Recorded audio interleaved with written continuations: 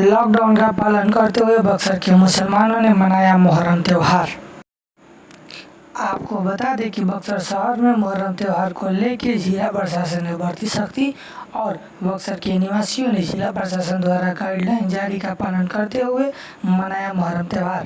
आइए बात करते हैं कुछ निवासी लोगों से। सोशल डिस्टेंस का पालन करते हुए जो कि प्रशासन का जो नियम है उसके तहत हुआ है, और जो अखाड़ा का जो नियम है अखाड़ा इस साल नहीं निकलेगा। हाँ, जो कि जिला प्रशासन का आदेश था इसको मानते हुए और जो आप लोग का न्याज फतेह का कार्यक्रम होता है जो है कि घर घर जो होता है वो होते रहेगा, और अब ईमानदारों के 5 लोगों को बुलाकर ताजिया बैठेगा और ईमानदारों को। आपका नाम? मेरा नाम सजाद आलम, छात्र जिला उपाध्यक्ष। आइए जानते हैं कि मुहर्रम त्यौहार किस उपलक्ष्य में मनाया जाता है। देखिए, जो मुहर्रम है इसका अगर आप इतिहास जानना चाहेंगे तो हमको थोड़ा सा पीछे जाना पड़ेगा। हुजूर सल्लल्लाहु अलैहि वसल्लम जो कि इस्लाम के संस्थापक थे, उनके बाद सबसे पहले खलीफा बने, ठीक है, उमर सिद्दीक रजी अल्लाह अन्हु, उनके बाद उमर फारूक रजी अल्लाह अन्हु बने, और उसके बाद ठीक है चौथा जो खलीफा हुए अली, मौला अली हुए। मौला अली के ये लड़के हैं जिनकी याद में हम लोग मना रहे हैं, उनका नाम हुसैन था। जब ये हम लोग शुरुआत में जाएंगे तो उस समय जो बनो उमैया था, जो मतलब जैसे आज अलग अलग गिरोह में बटा हुआ है, तो उस समय भी अलग अलग हुआ करता था। तो ये सन 61 हिजरी की बात है।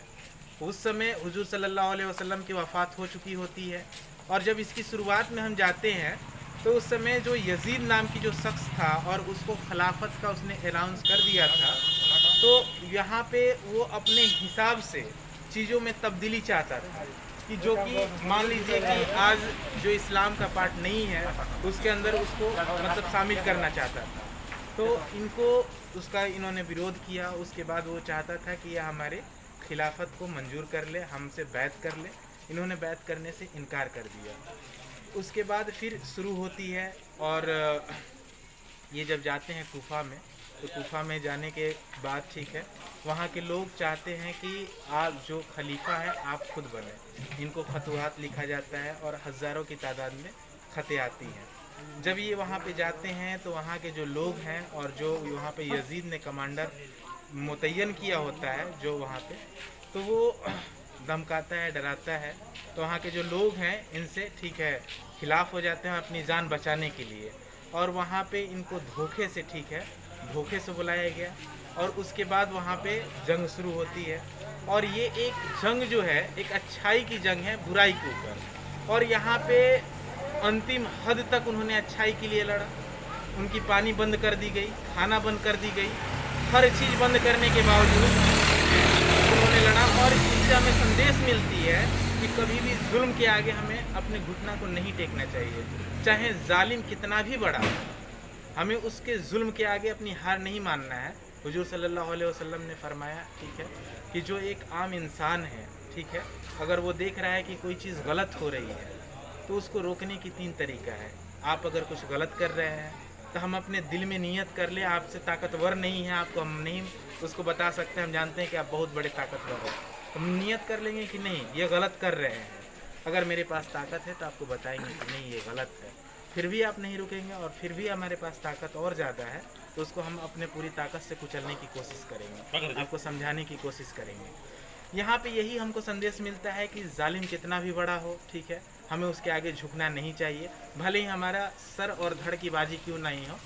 अगर सर और धड़ की बाजी इस्लाम में यहाँ पे यही संदेश देता है कि उन्होंने सर कटा के भी आज तक ठीक है हर एक दिल में जीवित है, और यजीद का नाम लेने वाला भी आज कोई नहीं है, एक बच्चा उसके नाम से नहीं मिलेगा।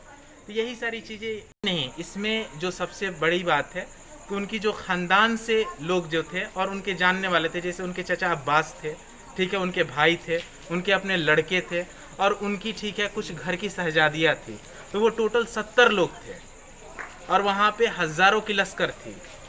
तो यहाँ पे वो जंग करने के लिए नहीं गए थे, वो जंग करने के लिए गए ही नहीं थे। ये सीधा सीधा मतलब जब आप कहीं पे चले गए और जब आप वहाँ पे कुफ़ारे मक्का से जब ये निकलते हैं और वहाँ पे जब कूफा में उनको घेरा जाता है करबला में, तो वहाँ पे पहले 12,000 लोग बैत करते हैं, लेकिन जब मुस्लिम वहाँ पे फिर से दोबारा उनसे पूछते हैं तो वो लोग मुकर जाते हैं।